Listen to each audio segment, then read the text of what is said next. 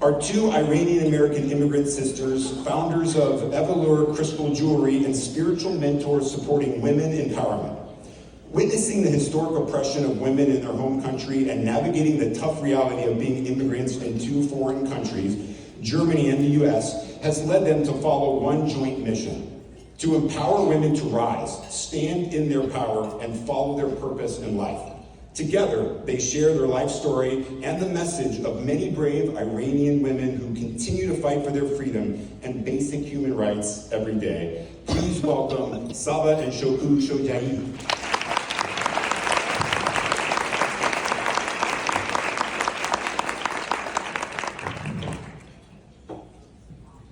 Hello everyone. Wow, this is incredible. What a moment for us. This is our very first time speaking in front of a big audience, so.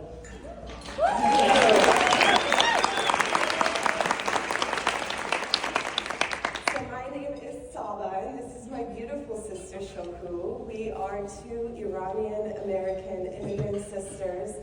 I'm just so excited to be here and to share our story here with you today. We're also so incredibly honored to be guest speakers at this year's Women of Strength event, and just so grateful to Susie for giving us the space and the time to share our voices and to be the voice for so many that are currently fighting to have one. So thank you so much.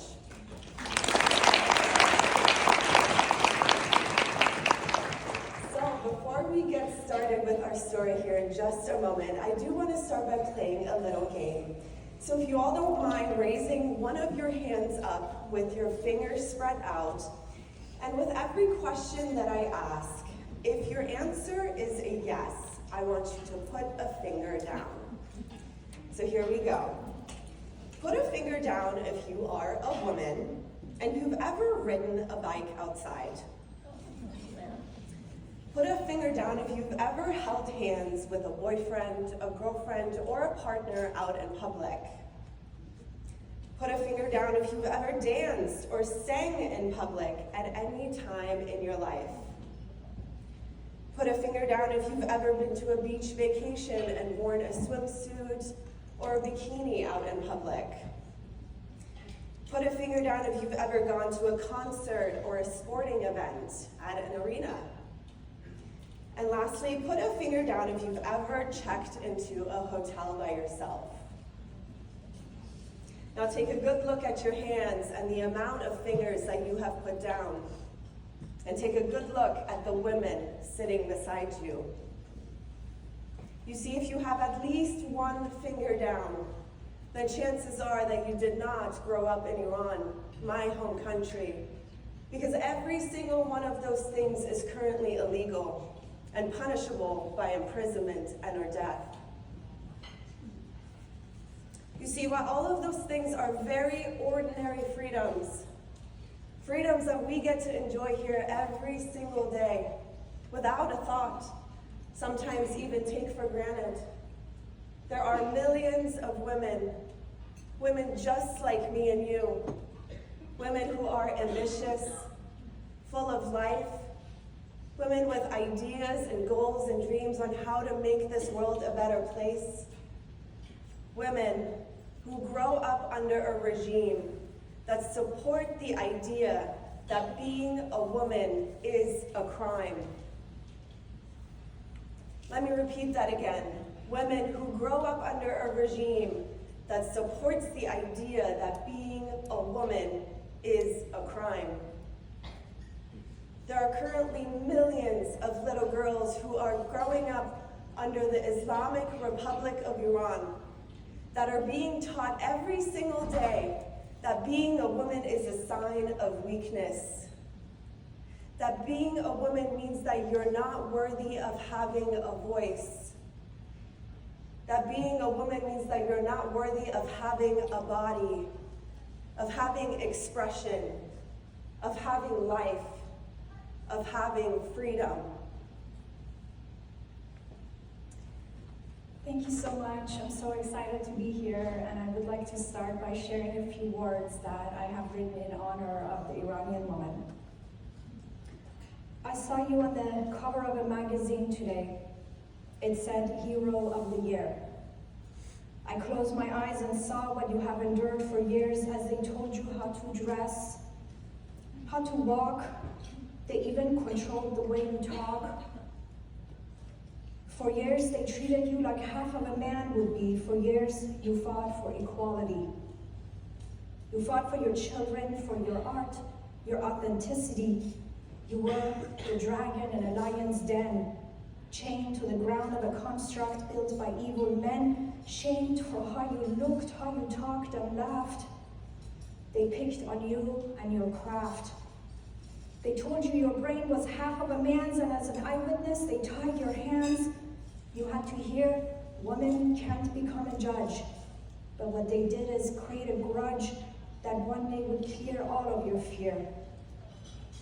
For years they told you if you showed your hair, the fire in hell will burn you alive. What they didn't know is that you will dare to dream of the day that your inner beast will pave the way for you to feast on the joy of seeing their defeat.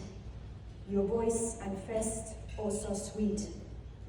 The ones who dare to call you names, playing games with your dignity, now look who will burn into flames as you stand tall as heroes of the year. Oh my dear, your superpower is you have no fear. I wish I could tell you that none of this is true, but unfortunately this has been the reality for Iranian women for the past 44 years. It hasn't always been this way though. What we know today as the country of Iran in the Middle East was once known as the Persian Empire. In 539 BC, the very first king of ancient Persia, Cyrus the Great, overcame Babylon, freed the slaves, and declared that all people should have freedom of choice. Up until 44 years ago, Persian women enjoyed power, influence, and economic security.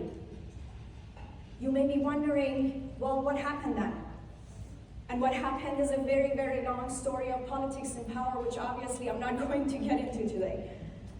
But a very, very short version is that a lot of people were sick and tired of how corrupt the king was and how much he was a puppet of a few countries in the West. You see, Iran has a lot of oil and resources, but almost all of it was leaving the country. So, ironically, with the help of a few countries in the West, the king of Iran was overthrown in February of 1979, exactly 44 years ago this month, after a massive 13-month-long revolution, and the monarchy was replaced by a theocracy, or religious dictatorship. During this time, our parents in their 20s actually lived in the United States as students. And one morning, a neighbor comes to their door knocking. When they open the door, she says, "The people have won." So as you can imagine, they were very excited and just like many others, decided to return back home to help rebuild the country. But unfortunately, it didn't take long for them to realize that this new regime called the Islamic Republic wasn't going to give people more opportunity, wasn't going to give people more resources as they had promised or more freedom, but the opposite. They were going to take everything away from them. In dictator fashion, this new totalitarian regime did not tolerate any other opinions other than its own. And as a way to control its people, it eliminated their freedom of speech, their freedom of expression, their freedom of religion, their right to protest, and they took away their right to life and liberty. Minorities were harassed and banned from using their ethnic languages, attire, and names. They harassed and imprisoned anyone who had any other religious beliefs than them. In short, they robbed them of their basic human rights. Women had it the worst. I myself was born in Iran, and growing up there meant watching my male cousins ride their bikes outside, have fun outside, participate in sports, basically do what they wanted, wear what they wanted, while it was illegal for me and my sisters to do any of those things. Just at the age 6, I was forced to cover my hair and entire body up in order to be able to go to school, participate in life. I will never forget, I was 12 years old and walking to the mall with my mom one day. As we got closer to the mall, there was a young girl, maybe just a few years older than I was. And she was wearing her compulsory hijab and she had sunglasses on. That must have been her crime, I don't know. But it didn't take long until the so-called morality police showed up in their black dog vehicles. The guards got out of the vehicle aggressively and came to harass that young girl. She was brave. She must have said something they didn't like because their batons came out and they started beating up on her and pulled her into the vehicle and drove off. I will never forget the fear in that girl's eyes. That fear has lived on in me and has fueled me to this day to be a voice for those whose voices have been taken away from them. In the 1980s, our own father, who was sick and tired of this government and their human rights violations, became a political activist. Alongside his younger brother, his niece, his nephews, his brother-in-laws, they all made up 13 family members plus our dad.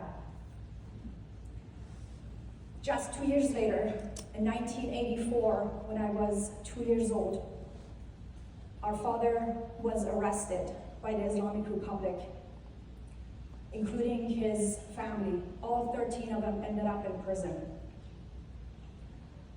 And while he was in prison, facing mental, psychological, and physical torture, our mother was forced to become a single mother overnight. All the while, the government continued to harass and threaten our family. 5 years later, our father was released from prison through a miracle, but his family did not make it. All 13 of them were subjected to a massive execution of political prisoners, including our then 16-year-old female cousin, Nasreen Shojai. She was shot in the chest. As you can imagine, after our father was released from prison, we went through some difficult times. There was a lot of pain, a lot of trauma, a lot of suffering, and our parents, who now had 3 daughters, could not imagine raising 3 daughters under this oppressive environment. So our family of 5 packed our bags, we fled the country and emigrated to Germany, leaving everything we had behind in hopes of a better future, more opportunity, in hopes of freedom. And I wish I could tell you that we were the only family who had to leave, but to this day there are over 7 million Iranians who are currently living in exile around the world, and almost every one of them will have a similar story to tell you.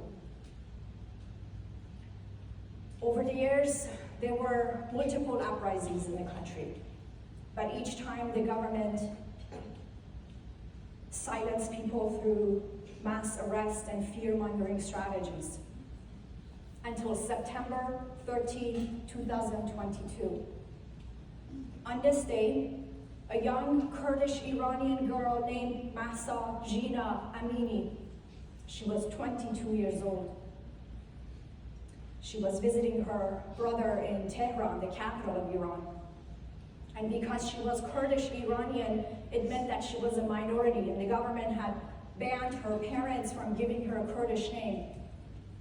So they were forced to give her an Iranian name, and they named her Mahsa.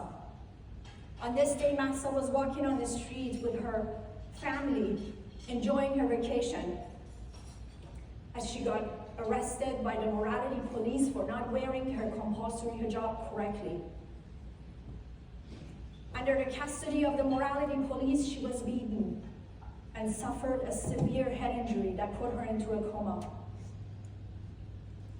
Just 3 days later, on September 16, 2022, Mahsa Jina Amini suffered her injuries and died.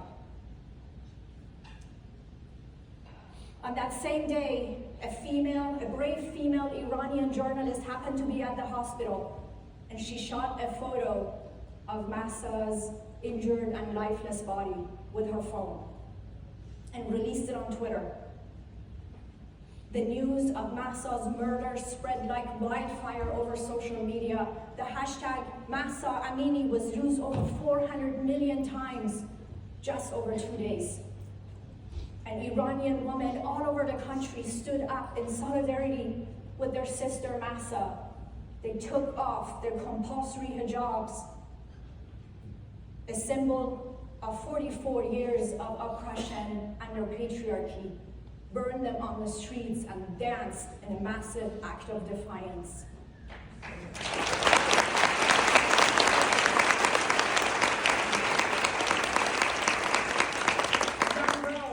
Young girls as young as 7 to 12 years old, they stood up for their basic human rights, an act that is punishable by imprisonment and death by the Islamic Republic. To this day, over 500 innocent protesters have been shot and killed on the streets of Iran. Thousands of innocent protesters have been injured and denied medical treatment because this brutal regime also kidnaps and murders medical professionals who dare to help the protesters. Over 20,000 political prisoners are currently facing execution without due process or fair trials, and 5 innocent protesters have already been executed. The bravery of Iranian women has awe-inspired people worldwide. They received the title of Heroes of the Year by Times Magazine in 2022. Women in Farsi, Zan Zindagi Azadi has become a slogan, the slogan of the very first woman-led revolution. So you all might be wondering right now, why should this all matter to you? Why? Iran is a faraway country in the Middle East. I'm living a pretty good life here. Why should I care? Well, in the words of the 13th century Persian poet Sadi, whose verses are actually hung on the walls of the UN building in New York City, human beings are members of a whole, in creation of one essence and soul.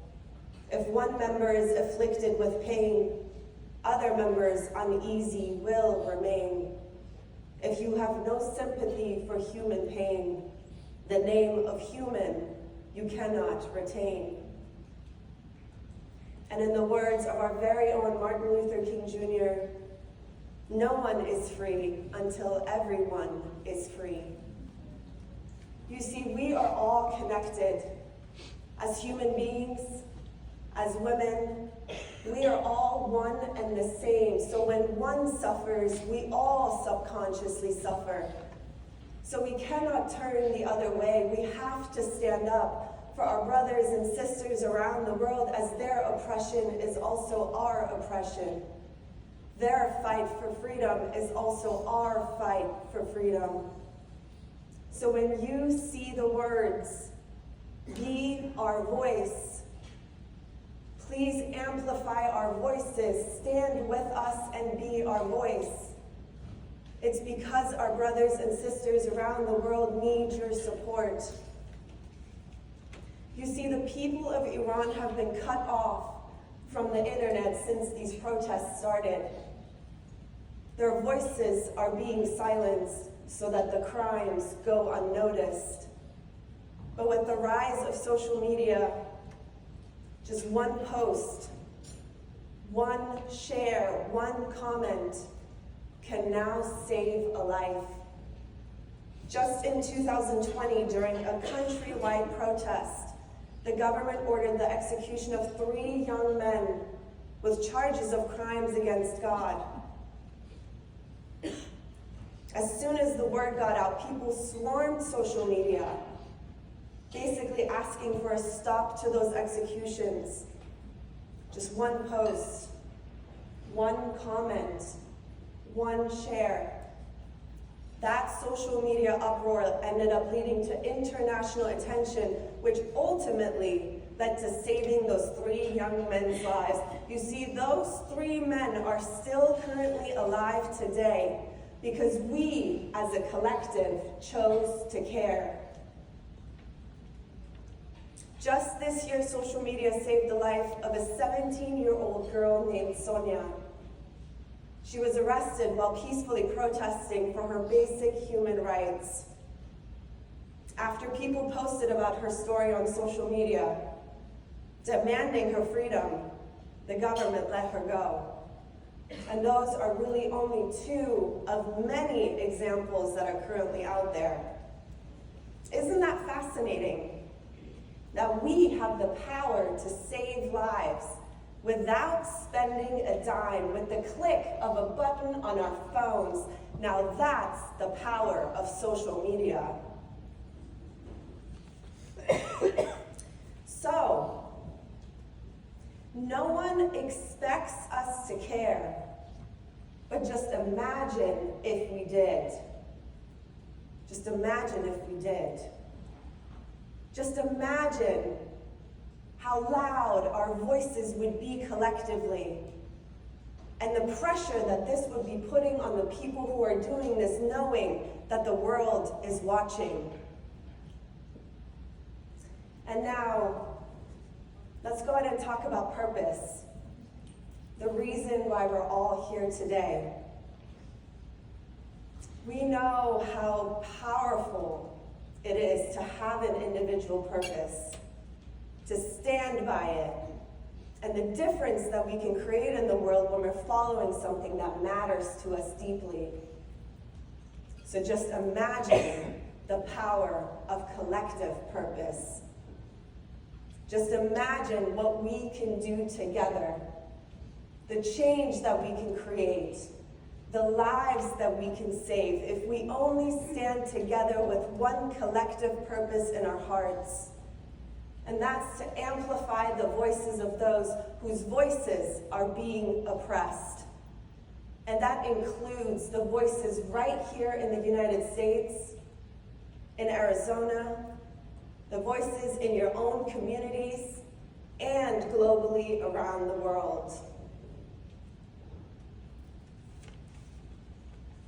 And so with that, in closing, we stand here today and we pledge to stand here every day from this moment forward for the women of Iran, for the women in Afghanistan, and for all of the women around the world, just like you and I. That's why this work of women empowerment is so important to us. It's because it impacts us all, and because it matters. Because women matter. Their rights matter. Their names matter. Their voices matter, and their choices matter. And it's because when you rise, you also empower the women around you to rise with you.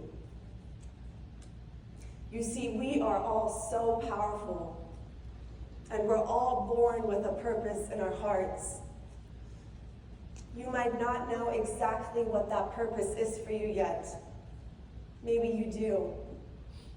But I have to say that most often than not, that purpose is hidden in our pain. It's hidden in the parts of our lives that have made us feel the weakest. It's hidden in the moments that have felt the hardest. And yet without that pain, you wouldn't be the person that you are today. Without that pain, you wouldn't have a story to tell. Without that pain, you wouldn't have a purpose to follow. So don't ever let that pain drag you down. Whatever you've gone through, whatever you are going through right now, choose to change your perspective and use it. Just like the millions of Iranian men and women who are using their collective pain to fuel their bravery for a revolution. I stand here today and I ask you, step up and use your pain to make this world a better place. If not for you, then do it for women like Mahsa, who were not given the chance of a life of freedom like you did. If not for you, then do it for women like me. Do it for women just like you. Do it for your mothers, for your grandmothers, for your ancestors who did not have the same opportunities that you did. Do it for your daughters, for your sisters, for my sisters, for all of our sisters around the world who need you. Step up and do it for all of the women around the world who have ever felt smaller than they should. Do it for women, for life, for freedom. Do it for Zan, Zendegi, Azadi. Thank you.